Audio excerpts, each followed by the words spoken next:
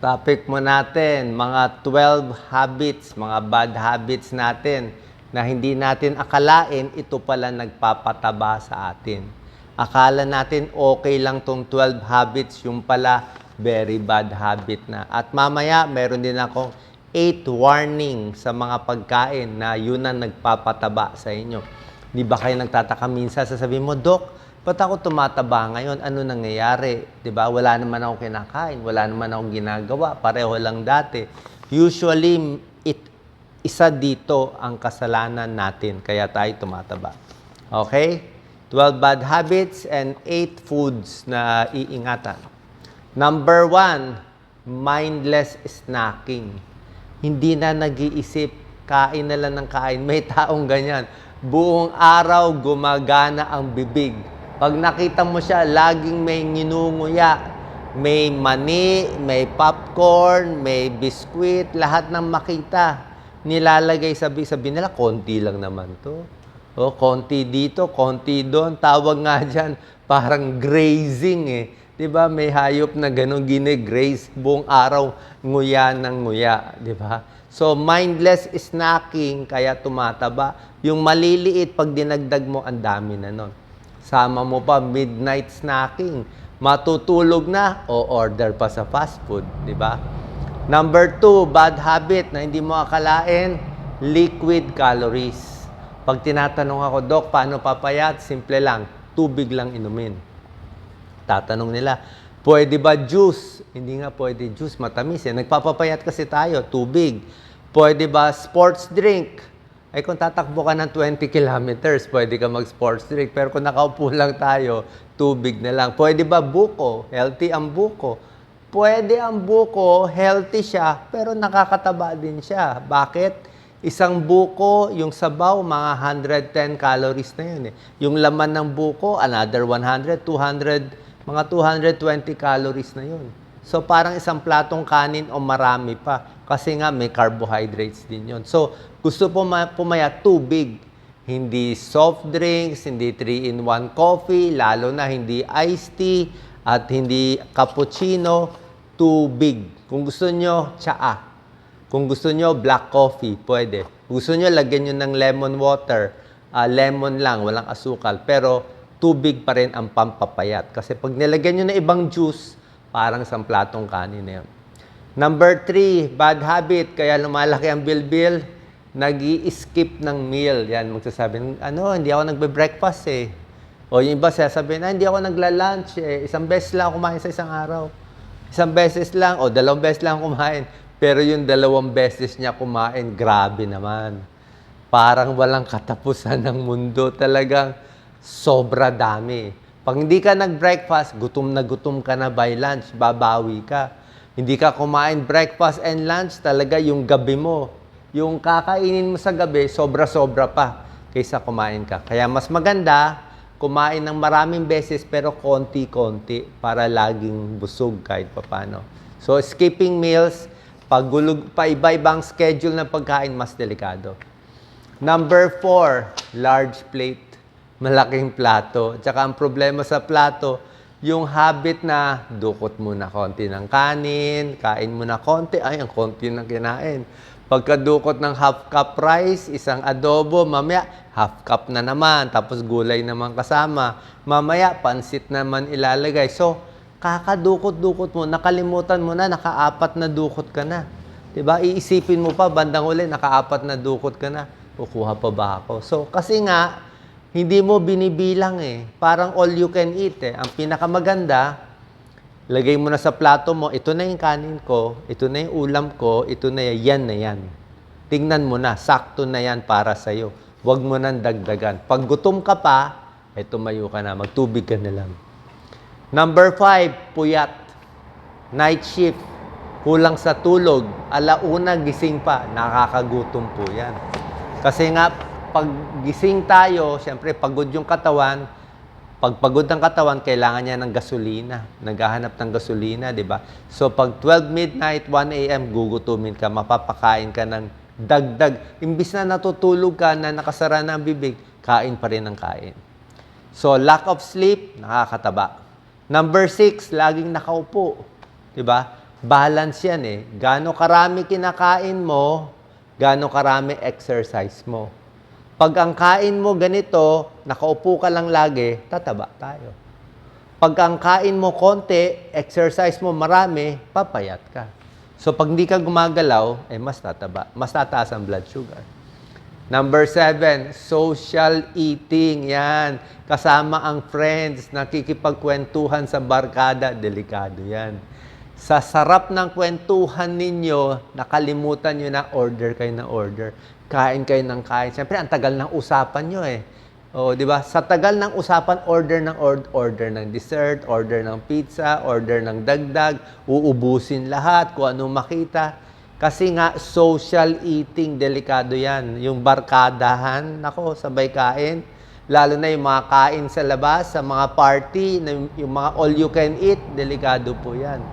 Yung kakainin mo dyan, pagsisisihan mo ng parang nakain mo na 3 meals mo paano mo babawiin yan? Hindi mo naman pwede isuka, di ba? Number 8, unhealthy snack. Lagi nasa stock room. Nag-i-stock ka ng mga pagkain sa stock room, sa refrigerator. May chocolate, may macaroni, may ice cream, lahat. O, alam ko, may mga galit sa akin. Sasabihin niya may nabasa akong comment doon, gusto ko mag-stock Anong masama? Wala namang masama. Walang masama, gusto mo punuin yung stock room mo ng lahat ng pagkain. Parang supermarket. Ang problema ganito. Pag umaga, may self-control ka, nakita mo yung masasarap na potato chips at chocolate na kaya mo tiisin. Okay lang yun.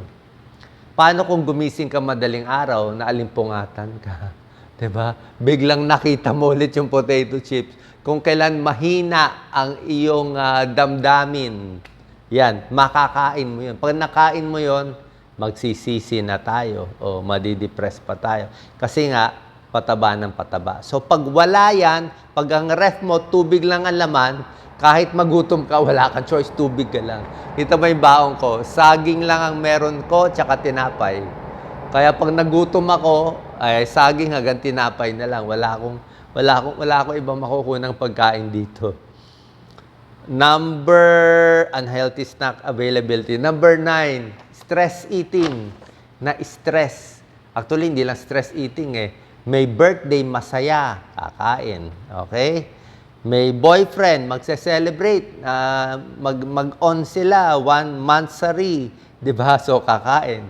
Hiniwalayan ng boyfriend, nag-away. Nalungkot, kumain din. So, kahit anong mangyari sa buhay niya, masaya, malungkot, o walang ginagawa, stress eating, kakain pa rin Okay, yan ang problema. Huwag gamiting excuse yung pagkain para mawala yung depression o para kung masaya. Number 10, ito ang problema. Multitasking while eating. Habang kumakain, nanonood ng Netflix, di ba? May sinasagot, kumakain, nanonood ng TV, mapaparami kain mo di ba? Hindi mo mamamalayan, manonood ka ng teleserye, may potato chips ka, may soft drinks ka, mauubos mo lahat yan. O ma-addict ka dun sa junk food Junk food nakaka-addict, bakit? May asin, may asukal, may vetchin. Talagang, di ba, ang advertisement ng potato chips, you cannot eat just one. Di ba? May test yan Isa lang ang dukot, hindi kaya. Pag inumpisahan mo yung unang potato chip, tuloy-tuloy na yan. Tuloy-tuloy na yan. Kaya nga malakas ang benta nila Pang-addict talaga yan Pang-addict. Kasi yung alat, tapos iinuman mo pa, di ba? Tapos pag nakainom ka na ng soft drink, gusto mo na naman lagyan. Yan ang problema. Multitasking while eating. Number 11, unbalanced meals. Ibig sabihin, either puro ka carbohydrates, puro ka kanin, walang ulam, manghihina ka. O iba naman, puro protina, puro karne, wala namang carbohydrates, yung iba nadidepress. So, pag hindi balance yung meal mo, masama pakiramdam mo, mapapakain ka lang more. So, dapat balance. And number 12, siyempre, puro fast food, puro processed foods. Nakikita natin, mabilis magpataba. Basahin nyo yung nutritional label. Minsan, lalagay lang nila, no cholesterol, no trans fat. Ang dami naman sugar. Binabawi naman sa sugar. Pag low fat, high sugar naman. Okay, yan ang 12 bad habits and meron tayong 8 warning.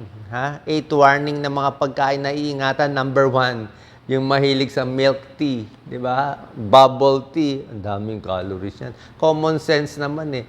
Gatas, asukal, tapos sago. Alam mo naman, ilang calories kaya yon? Parang isang platong kanin yon or more pa. Parang kanin yun, nilagyan mo ng maraming gatas. O, pwede yan, pampataba. Pag malnourished yung bata, pwede yan. Malnourished. Diba? Yung almond milk, ako may lactose intolerance ako, hindi ako pwede regular milk. Yung mga gatas based on nuts, usually high sugar din. Oh, masarap pero high sugar. Number 2, warning, artificial sweetener, yung mga 0 calories, low calories. Kaya lang itong artificial sweetener, medyo hindi rin maganda ayon sa bagong pag-aaral kasi wala nga siyang calories, pero pagkain mo nito, yung utak natin, akala niya meron kang kinaing matamis eh. Kaya yung pancreas mo gagawa ng insulin, pipilitin niya, parang may matamis ako nakakain. Pero wala naman pala. So nagugulo lang yung katawan natin. Naghahanap pa rin ng matamis. Number 3, mga 3-in-1 coffee, milky coffee, di ba? Yung may cappuccino, high calorie din eh. Black coffee na lang. Number 4, ito kasalanan ng marami, ang daming sarsa, 'di ba? Sa fast food, 'di ba? Yung gravy, hindi lang isang maliit na gravy sa kanin, siguro 4 na gravy, halos kalahating basong gravy nilagay, sinabaw na yung gravy. Oh, siyempre calories 'yon. Ketchup, pinuno ng ketchup. Salad kuno ang kinakain pero ang dami namang mayonnaise na nilagay, ang daming Thousand Island nilagay, mabuti kung suka. Tinapay lang daw kakainin, ang dami naman nilagay na palaman. Minsan may kilala ko, tinapay nilagay ng peanut butter. Pagkain niya, yung peanut butter lang kinain niya, naiwan yung tinapay, nilagyan ulit ng peanut butter. Pinuno lang ng pinuno. Yun ang problema natin. Number 5, yung marami na sa plato, pipilitin ubusin lahat. Kasi, siyempre, may nagugutom sa ibang parte ng mundo. Ang problema, pag marami ka nilagay, marami ka ininit, kakainin mo lahat. Diba? Kaya, konti lang. Number 6, kailangan may self-control. Hindi pwede walang self-control. Talagang self-control to. Isang pagkakamali lang na mapa-all you can eat ka sa restaurant, ilang araw mo na pagsisisihan. Mabilis tumaba, mahirap pumayat. Ulitin natin mabilis tumaba, mahirap pumayat. Number 7, kulang sa exercise. Kulang sa lakad, yun, nakakataba. And number 8, yung mahilig sa, ito, maraming may kasalanan sa number 8, mahilig sa prutas. Di ba? Prutas is healthy, pero sasabihin niya, nagmangga siya. Mangga lang naman eh. Mangga sa umaga, tanghali, gabi. 3 mangoes a day, siguro 700 calories na yun. Di ba? So, mangga, pakwan, grapes, healthy, pero kung grapes, konti lang, 6 na piraso. Mangga, kalahating pisngi lang. Pakwan, isang slice lang. So, pag maraming prutas, nakakataba din. Apple lang pwede, saging pwede, suha pwede, pears, peras pwede. Yung iba, medyo nakakataba. Tapos yung iba pa, sisisihin kung ano-anong sakit, sasabihin, hindi naman ako kumakain metabolism ko mabagal, o yung thyroid ko mahina, o may hormonal problem ako. So, maraming excuse, pero in the end, ito pala. Okay, sana nakatulong tong video.